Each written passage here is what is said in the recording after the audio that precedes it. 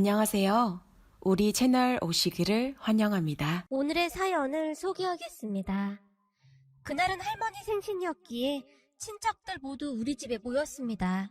우리 아빠가 장남이기도 했고 할머니 할아버지 근처에 살고 있었기에 집안에 행사가 있을 때마다 다들 우리 집에 모이곤 했거든요.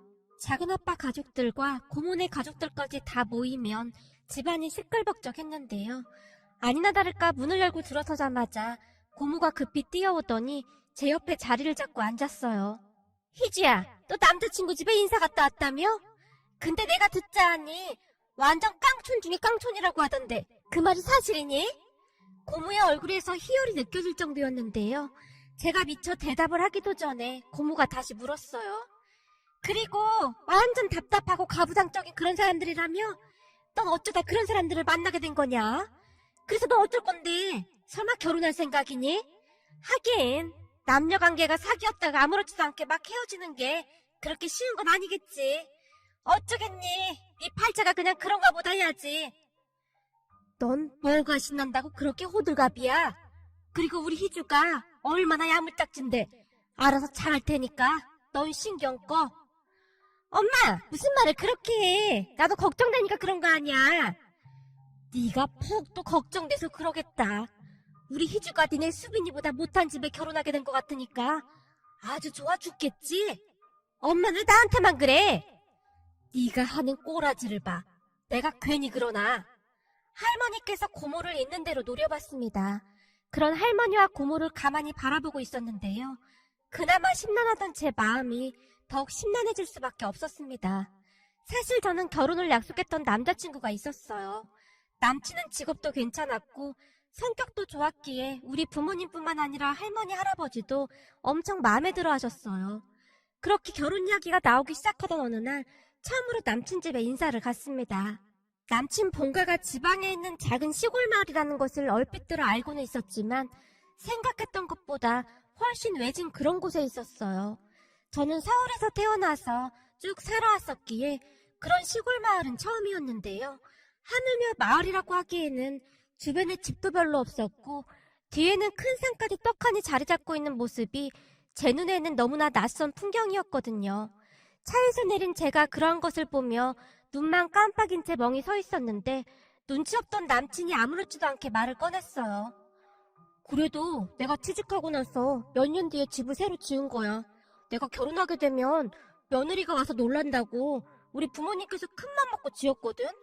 그 전에는 진짜 어마어마했다니까? 그 전에는 어땠는데? 그 전에는 저기 뒤쪽 보이지? 저기에 돼지우리도 있었는데 냄새도 나고 그런다고 싹 다 바꾼 거지. 집에서 돼지를 직접 키웠어? 당연하지. 아, 넌 서울에서 나고 자라서 잘 모르겠구나. 근데 시골에서는 그런 일이 허다해. 나 어릴 때는 소도 키웠었는걸? 뭐? 소를 키웠어? 순간 제 눈동자가 심하게 떨리고 있었지만 제 마음을 알 리 없던 남친이 제 팔을 잡아 끌었어요. 자, 얼른 들어가자. 엄마, 우리 왔어. 남친이 집을 향해 큰 소리로 외쳤어요.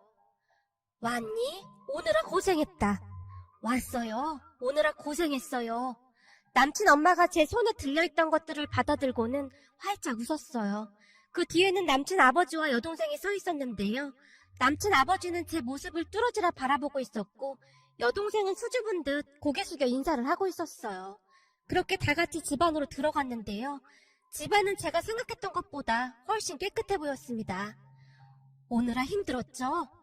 아닙니다. 경치 구경하느라 힘든 줄도 몰랐습니다. 제가 애써 밝은 표정으로 말했어요.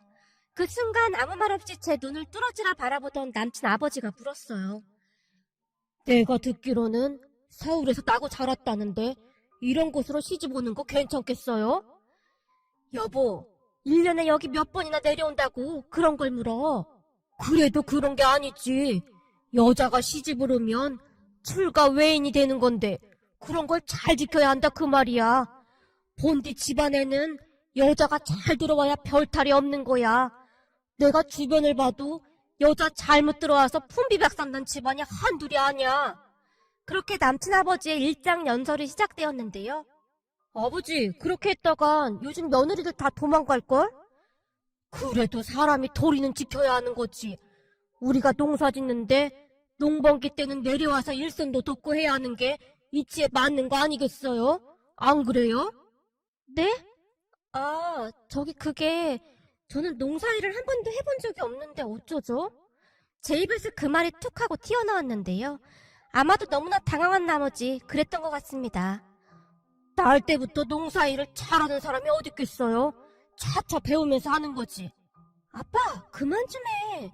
새언니가 농사일을 어떻게 해? 아니, 말이 그렇다는 거지. 그래도 결혼하면 출가 외인인데. 그 뒤에도 남친 아버지가 일장 연설을 늘어놓으셨지만 가족들 모두 상관도 하지 않는 듯해 보였어요. 하지만 그날 제 충격은 이만저만이 아니었는데요. 그렇잖아요. 이 문화적인 차이가 절대 무시할 수 없는 부분이더라고요.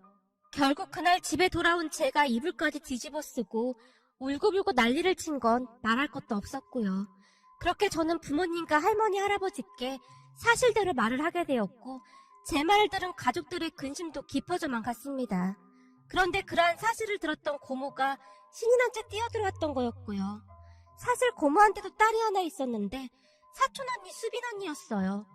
사촌언니와 저는 항상 비교의 대상이 되곤 했는데요. 아무래도 제가 사촌언니보다 공부를 잘해서 좋은 대학을 졸업하고 좋은 회사에 입사를 했기에 고모에게 있어 저는 눈에 가시나 다름없는 그런 존재였거든요. 저는 아무것도 한 게 없는데 아무래도 친척들 입에 제 이름이 오르내리는 일이 많다 보니 사촌언니와 고모가 스트레스를 많이 받았던 모양이었어요. 그러니까 한마디로 매사 비교를 당해야만 했던 사촌언니는 시간이 가면 갈수록 제가 미워지지 않았나 싶습니다. 고모 또한 시험만 끝나면 우리 엄마에게 제 성적을 물어보곤 했으니까요. 그러다 보니 제 결혼에 대해서 다들 관심이 많을 수밖에 없었는데요.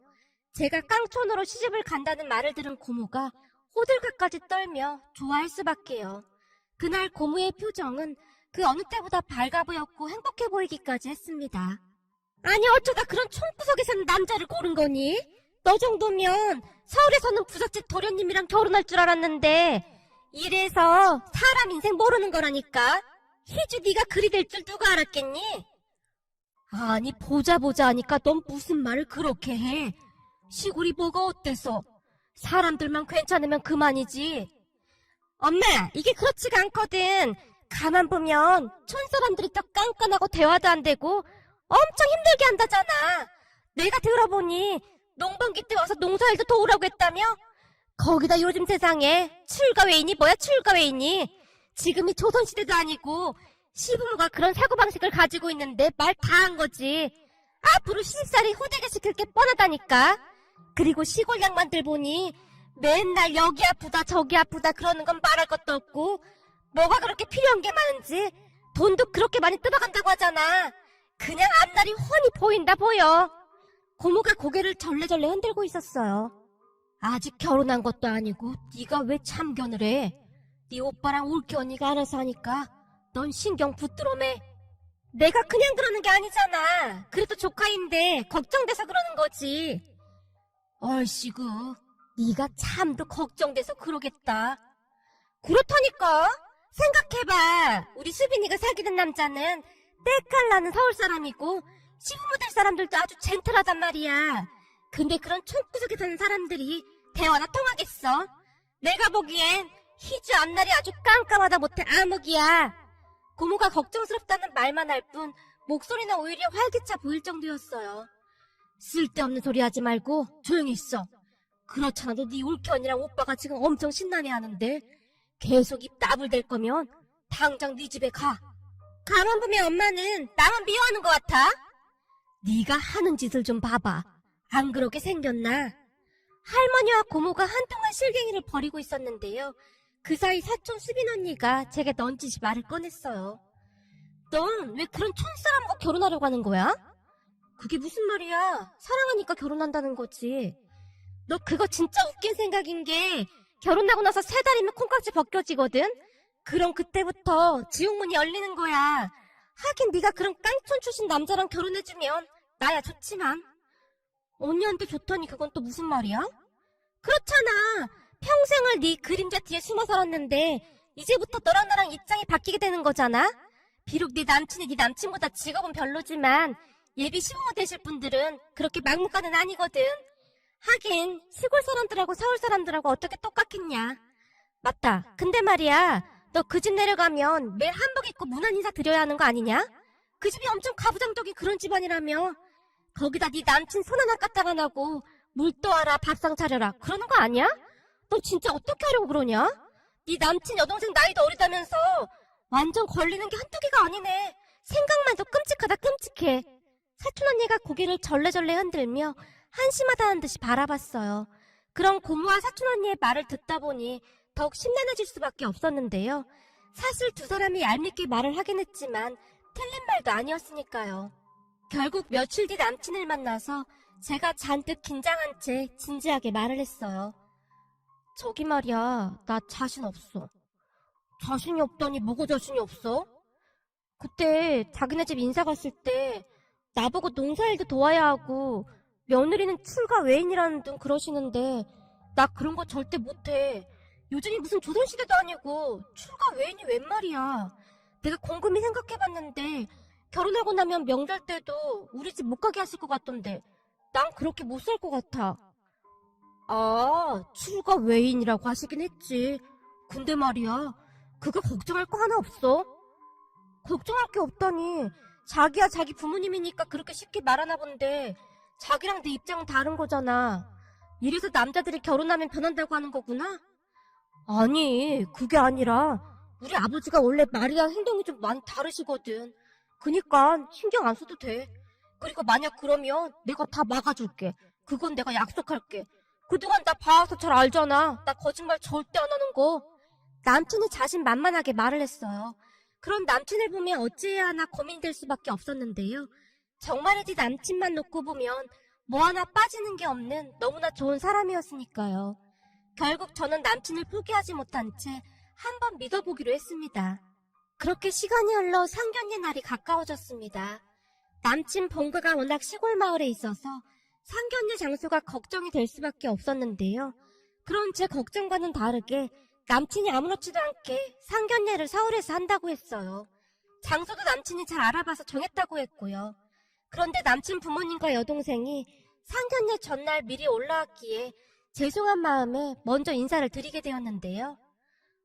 우리가 사는 곳에서 상견례를 해야 함이 마땅하나? 너도 알다시피 우리 집이 워낙 멀잖니. 그래서 우리가 특별히 배려해서 이렇게 올라왔다. 그러니 그렇게 알고 있어라. 아유, 뭔 말이 그렇게 많아. 그냥 좋은 게 좋은 거라고 우리가 올라왔다. 그러면 되는 거지. 남친 엄마가 간단하게 정리해서 말씀해 주셨어요. 아, 네, 알겠습니다. 그때까지도 저는 걱정이 태산일 수밖에 없었는데요. 상견례 날 괜시레 우리 부모님과 얼굴이나 붉히지 않을까 걱정이 되었거든요.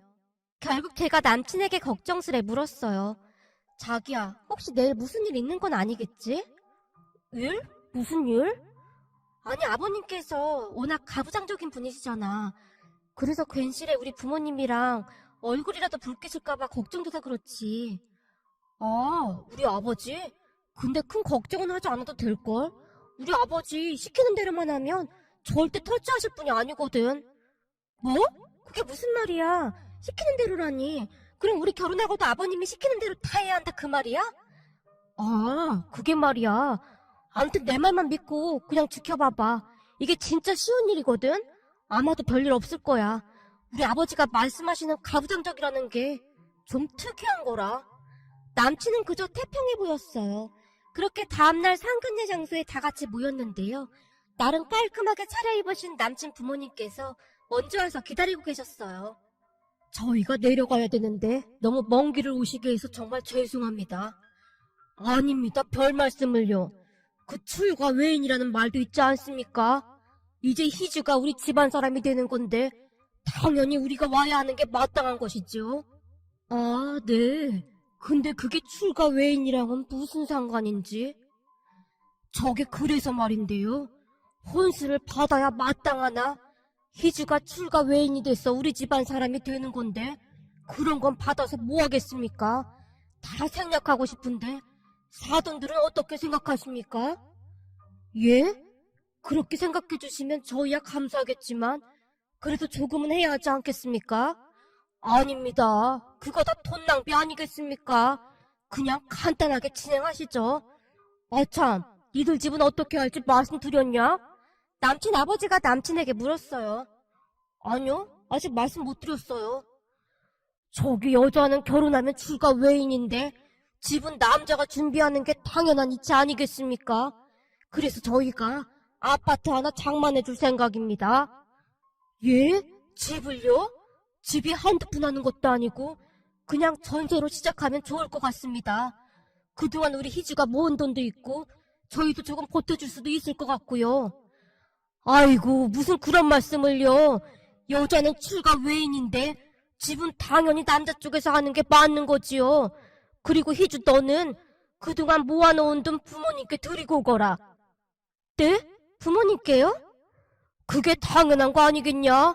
이제는 우리 집안 사람이 되는 것이니 그동안 널 낳아주시고 이만큼 키워주신 부모님께 큰절 올리고 돈 다 드리고 오거라. 알겠냐? 저희는 그냥 둘이 모은 돈으로 전셋집 알아보겠습니다. 두 번 말하게 하지 말거라. 자식은 부모에게 항상 효를 다해야 하는 거야.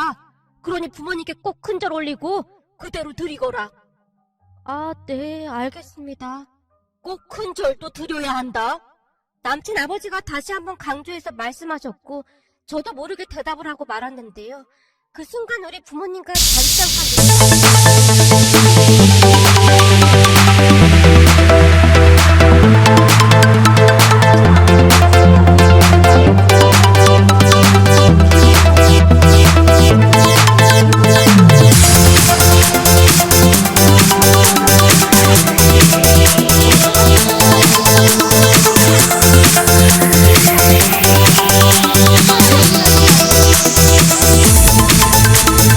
Remix. Turn up the bass.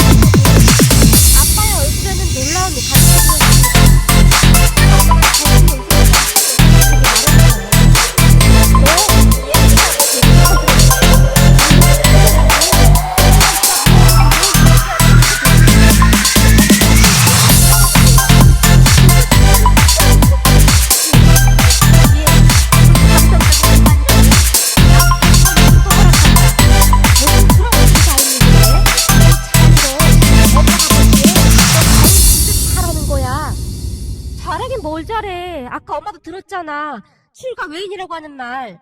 내가 보니 니네 예비 시아버지 완전 상남자시다 얘. 예비 시어머니 인상도 참 좋아 보이고. 그 말이 정말이냐? 어머님, 우리 희주 진짜 좋은 집안에 시집가는 것 같아요.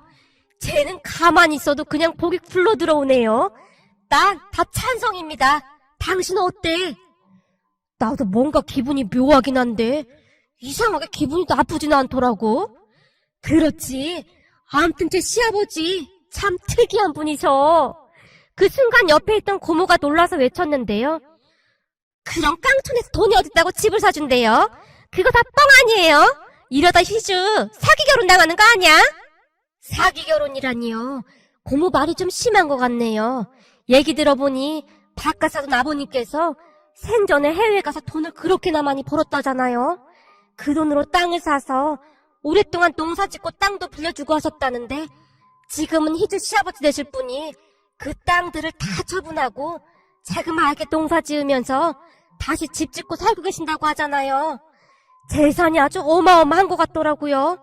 자식들도 고등학교 때부터 일찌감치 서울로 올려보내서 교육을 시켰다고 하더라고요. 가만 보니 그냥 부자가 아닌 것 같아 보여요. 그게 정말이에요? 근데 왜 그러고 살아요? 그거야 우리도 모르죠. 암튼 우리 희주 시집 진짜 잘 가는 것 같네요. 사주쟁이들이 희주는 볼 것도 없다고 하더니만 진짜 그 말이 맞나 보네요. 엄마가 좋아서 어쩔 줄을 몰라 하셨습니다. 그렇게 저는 결혼식 전날에 한복까지 차려입고 부모님께 키워주셔서 감사하다며 큰절까지 올린 채 그동안 모았던 돈을 다 드리고 왔습니다. 물론 그 돈은 나중에 부모님께서 제게 다시 주셨지만요. 암튼 그때 당시에는 부모님께서 엄청 감격해 하시긴 했습니다. 그런데 결혼하고 나서 시아버님을 자세히 지켜보니 시아버님은 항상 말로만 출가회입니다. 며느리의 본분을 다 지켜야 한다 라는 말씀을 하실 뿐 실제로는 지키시는 게 하나도 없었어요. 예를 들자면 이런 것들이었는데요.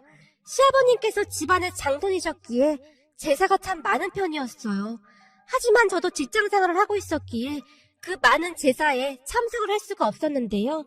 제사를 앞두고 시아버님께서 제게 어김없이 전화를 하셨어요. 애미야, 너 다음 주에 할아버지 제사인 건 알고 있는 거냐? 네, 아버님.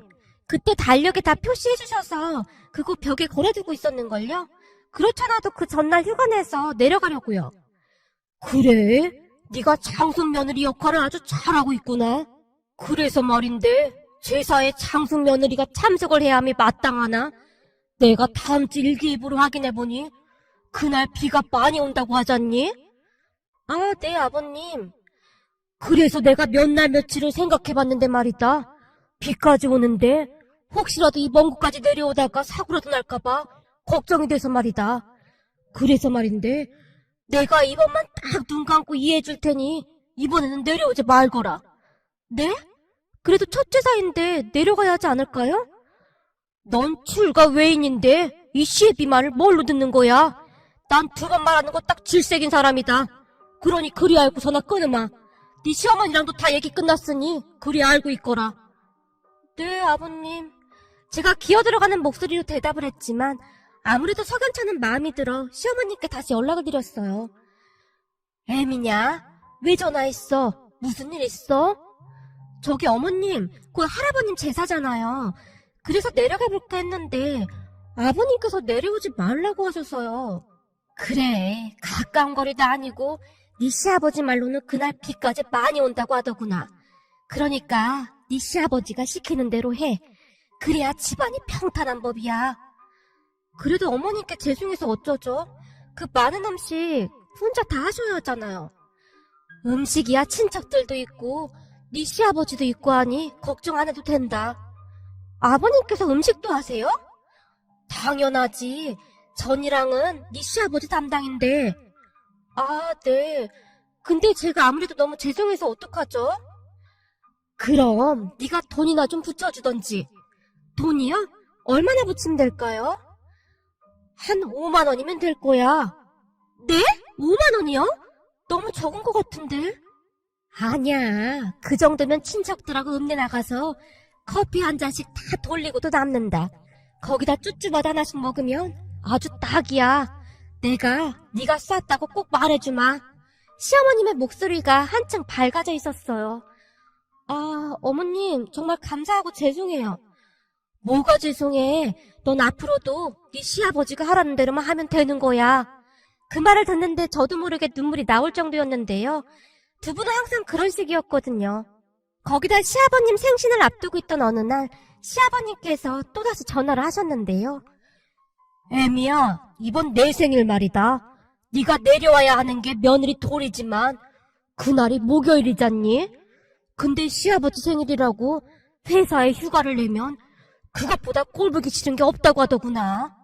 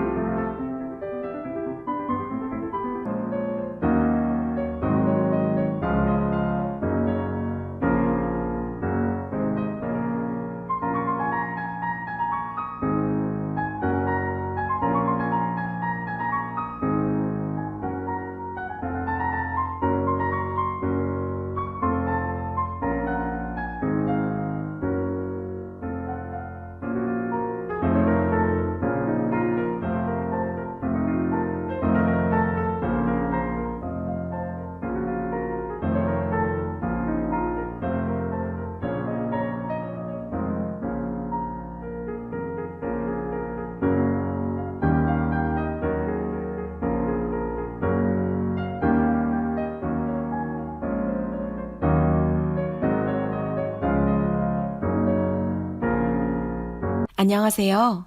우리 채널 오시기를 환영합니다.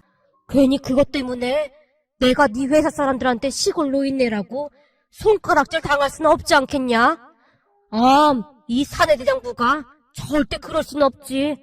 그래서 말인데 이번 내 생일은 네 시어머니랑 둘이 지낼 테니 굳이 내려오지 말거라. 네? 아니요, 아버님. 회사에 한 달 전부터 말해놔서 괜찮아요. 내가 출가 외인이라고 몇 번을 말했냐? 넌 그냥 내가 시키는 대로만 하라고. 그래도 어떻게 그래요? 우리 결혼하고 아버님 첫 생신이신데요. 좀 그렇게 미안하면 돈이나 좀 붙이던지. 그럼 제가 얼마나 보내드리면 될까요? 모든 것을 시아버님 허락을 받고 진행해야 했기에 제가 긴장한 채 물었어요. 글쎄다. 이번에는 내 체면도 있고 하니까 5만 원은 좀 안 될 것 같고. 그게 말이다. 10만 원. 10만 원은 보내야 할 것 같구나. 네? 10만 원이요? 아버님, 그건 너무 적은 것 같은데요? 됐다. 10만 원이면 여기 사람들하고 읍내 가서 저녁 한 끼 배부르게 먹을 수 있다. 그럼 난 이만 전화 끊으마. 시아버지께서 전화를 끊어버리셨는데 아무리 생각해봐도 생신날 10만 원만 보내드리는 건 도저히 아닌 것 같아서 남편에게 물었어요. 여보, 아버님께서 생신날 10만 원 보내라고 하시는데 아무리 그래도 10만 원은 좀 그렇지 않아?